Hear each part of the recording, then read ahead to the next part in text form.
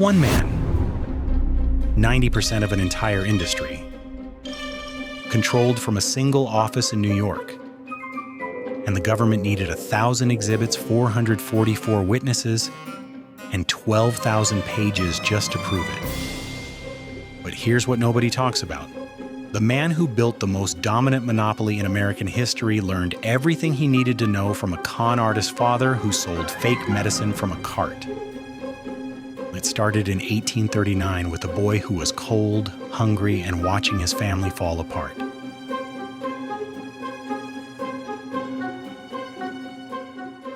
John D. Rockefeller was born into poverty in a small town of fewer than 1,000 people.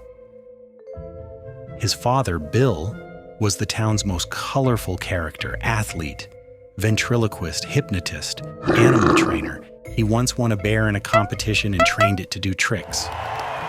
A productive guy. Bill contributed almost nothing to the family farm. Instead, he'd vanish in the middle of the night, sometimes for weeks, sometimes months, then reappear in a luxurious carriage loaded with gifts. The family lived in a crumbling house, tattered clothes, hungry most nights. The reason for the disappearances? Bill was operating a second identity, Dr. William Livingston, a traveling con artist selling fake herbal remedies to desperate sick people across the country. Oh, and he secretly married a second woman in another state, and neither wife ever found out. So John's mother raised the family essentially alone, instilling in her son a religious faith, a sense of duty, and a ferocious work ethic. By age 10, John was farming before school and finding side businesses after it. He once followed a wild turkey into the woods, stole its eggs, raised the hatchlings, sold some for profit, kept the rest to repeat the cycle. 10 years old. At 16, with 4 siblings and a 5th on the way, college was off the table. John needed a job, immediately. He made a list of every major railroad, bank, and merchant in Cleveland and started knocking on doors. They laughed at him, every time. 6 weeks of rejection. Then a small firm needed a bookkeeper. They saw his penmanship. They gave him a chance, without even telling him his salary. John celebrated September 26th as job day for the rest of his life, more important to him than his birthday. His first year's pay, $50. He gave 10% of it away. Within 2 years, a recession hit the firm hard. The founder quit. All responsibilities landed on John. He wasn't worried. He was planning his next move. At 18, John partnered with a chemist named Maurice Clark to start Clark & Rockefeller, buying and reselling grain, fish, meat, and produce. To get loans they didn't deserve, they'd walk around Cleveland loudly announcing they were looking to invest twice what they were actually borrowing. Banks assumed they had cash. Banks gave them money. It worked. Then the Civil War broke out. Northern food prices exploded. The produce business quadrupled almost overnight. By 1862, John, now with a full-grown mustache, cleared $17,000 in profit with Maurice. Over $500,000 in today's money. Woo-hoo! Not bad. Then a young man named Samuel Andrews showed up with something more interesting. Andrews had discovered that applying sulfuric acid to crude oil purified it into kerosene, a fuel that burned brighter and longer than anything else on the market. John loaned him $4,000 to build a refinery. Within a year, the refinery was more profitable than the entire produce business. John didn't hesitate. He went all in on oil.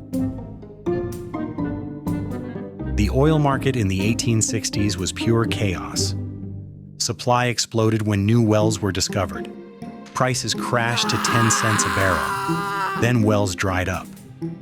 Prices spiked to $14. The volatility terrified Maurice Clark. In 1865, he agreed to sell his share of the business to John for $72,500. John was scared, but he bought it anyway. Days later, a massive new oil field was discovered in Pennsylvania. John rebranded the company, Standard Oil.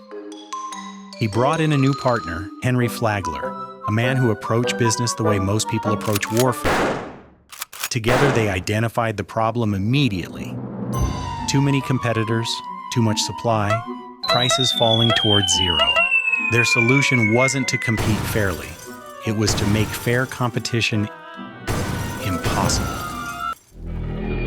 John quietly approached the Erie and New York Central railroads, both desperate for business after the Pennsylvania Railroad had abandoned Cleveland entirely.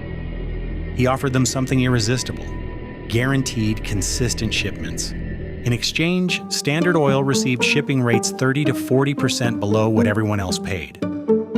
Here's why that was devastating. But wait, if you're enjoying this video, hit like and subscribe right now. You don't want to miss what's coming next. John now knew his costs were lower than every competitor in the market, so he triggered price wars, slashing kerosene prices until competitors matched him. But they couldn't survive at those prices. Their transport costs were too high. They went bankrupt. Standard Oil bought them up for fractions of their value. Then prices went back up. Rinse, repeat. By 1872, John wanted something bigger. He approached the presidents of the Pennsylvania, New York Central, and Erie railroads with a proposal for a secret alliance, the South Improvement Company. The structure was surgical. Standard Oil got a 50% rebate on shipping costs. But the real weapon? Whenever a competitor shipped oil on these same railroads, Standard Oil received a drawback, a cut of what those competitors paid. The enemy was literally funding Rockefeller's advantage, and the railroads would hand John detailed records of every competitor's shipment. He would know their volumes, their routes, their customers. Competitors wouldn't just be losing, they wouldn't even know why. Then the rumors leaked. Thousands of people took to the streets. Oil miners boycotted. Protesters tore railroad tracks from the ground and dumped Standard's shipments in the road.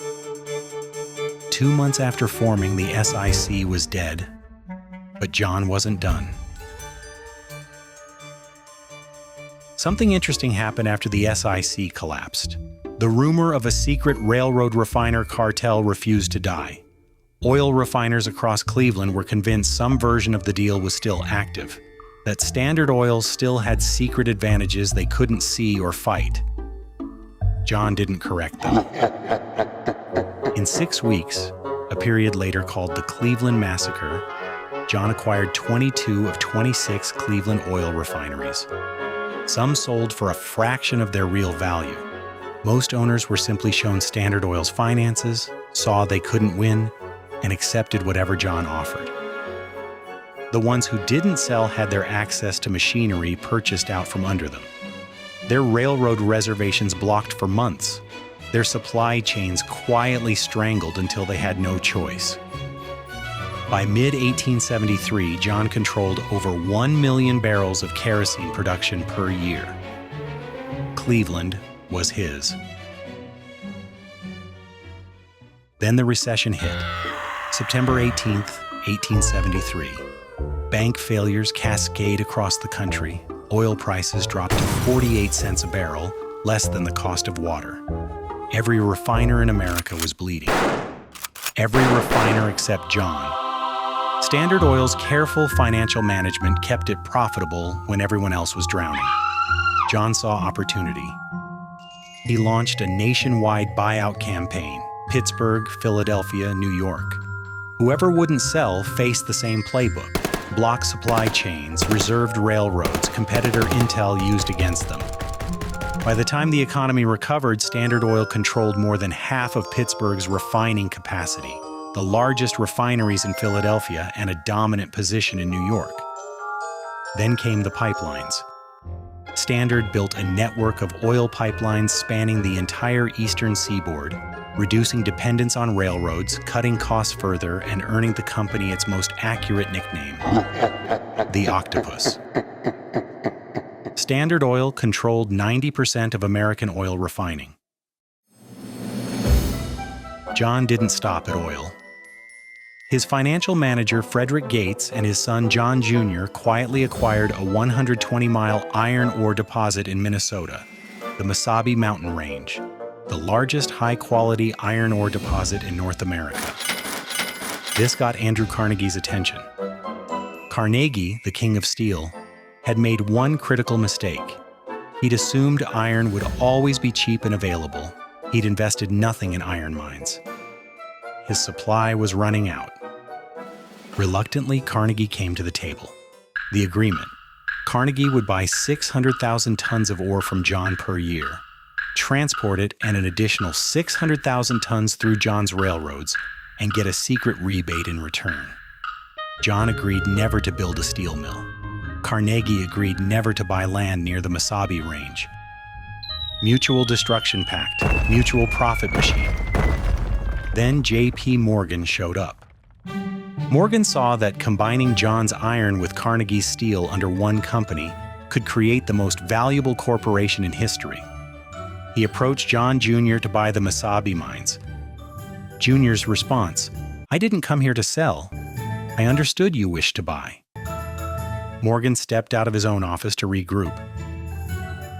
He came back with $88.5 million in U.S. steel stock, over $3 billion today. Morgan incorporated Carnegie's entire steel business into U.S. Steel, creating the world's first billion-dollar corporation. John owned a substantial stake in all of it. By the early 1900s, journalist Ida Tarbell, whose father had been bankrupted by Standard Oil's tactics, began publishing a monthly investigative series. She broke through Standard's wall of secrecy. Railroad rebates, political bribery, intimidation tactics, corporate espionage, all of it exposed. Even Bill Rockefeller's fake second marriage was uncovered. John said nothing publicly.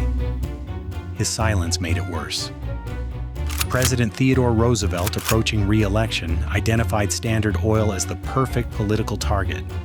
He launched the largest federal lawsuit in American history. Over 1,000 exhibits, 444 witnesses, 12,000 pages of evidence. The charges: monopolizing the oil industry, predatory pricing, railroad rebates, corporate espionage, secret ownership of competitors. On May 15, 1911, after 41 years, Standard Oil was ordered dissolved, broken into 34 separate companies. Here's the part that enraged everyone who celebrated the dissolution. John still owned roughly a quarter of Standard Oil. When it broke into 34 companies and opened to public trading, investors nearly tripled the value of his shares. The breakup made John Rockefeller richer. By the end of 1911, and the same year his empire was dismantled by the federal government, John became the world's first billionaire.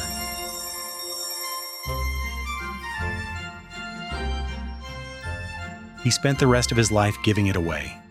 John personally donated $540 million. His son contributed another $540 million. The Rockefeller Foundation, still active today, has distributed tens of billions across medicine, education, and public health.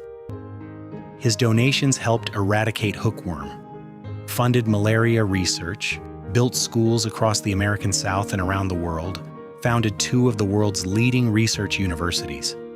He died at 97.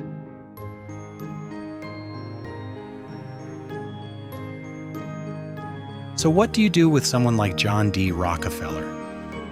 His biographer put it simply: his good side was every bit as good as his bad side was bad. The same man who funded medical breakthroughs that saved hundreds of thousands of lives also systematically destroyed competitors, bribed politicians, and built a machine designed to make fair competition structurally impossible. Both things are true. Neither cancels the other.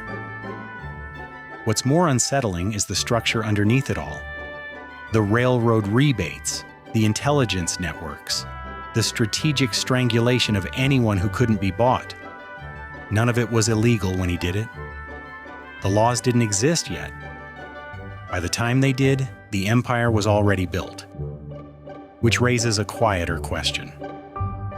What's being built right now perfectly legally that the next generation will spend decades trying to dismantle? It probably looks normal from here. It always does, until it isn't.